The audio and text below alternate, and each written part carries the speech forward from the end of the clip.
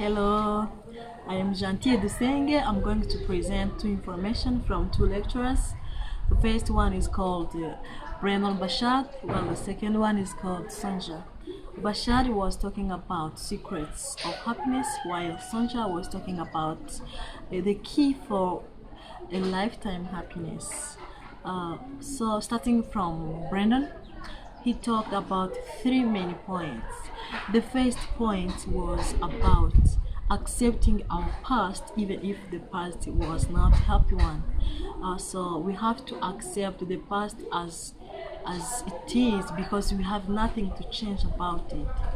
He also mentioned about trying to be present mentally and physically in our present moment. Also, he talked about trying to find something we are excited for in the future. He gave an example of making your bed, focusing on a given project, or doing something more. The second point was about being happy, but through being healthy physically. In order to be happy, you also need to be healthy physically. So, to be physically healthy, we have to eat very well, healthy food. We have to drink much water and sleep our 8 hours. Avoid sugars, avoid foods that we found that we are allergic to. Yes, and doing sports and many other activities that make our lives, our health good. Uh, Also, the last point that Bashar talked about was about being healthy but emotionally. To be emotionally healthy, we have to value our relationships. We have to make sure we are also part of our relationships. We we can evaluate ourselves like 1 day per week and think about ourselves. I think if we really are in our relationships, because our loved ones are not the only responsible people for our relationships. We have to make sure we make life fun in order to enjoy it and to create beautiful moments with our families, our friends, our partners. So from there, then we will be interested in remaining and we will be united while we are in those relationships. Going to Sonja's topic, which was called Key for a Lifetime Happiness.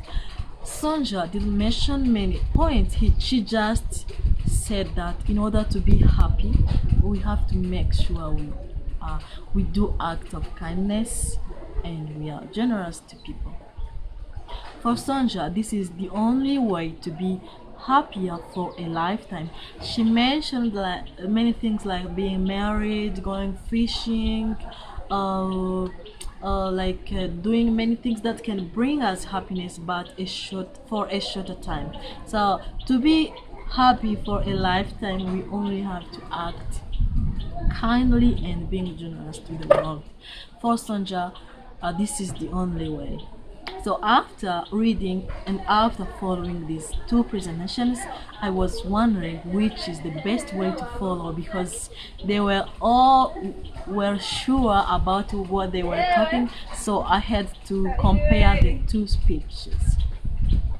So while comparing two speeches, I realized that Sonja is the only presenter that used the facts. She said that in order to be happy, in order to be convinced, she conducted an experiment, and she was not alone. They were at school, and they took two groups of students. The first group, had to do five acts of kindness per day, just for the 6 weeks, while the second group had to do acts of kindness, 5 acts of kindness per week and for the 6 weeks. The findings showed that the group which did 5 acts of kindness per day for the 6 weeks was the group that was happier, and the group also made the external world happier. So from the result that came out from the experiment, then it is easy for me to believe what Sonja talked about, because it's proven. While for Bashad Brennan, there is no proof, there is no. Yes, I understand that eating healthy food is very good for my health, but I'm not sure really, because there is no. Yes, he didn't mention facts in order to make his presentation credible. So thank you so much. This was my presentation about the two speeches. Thank you.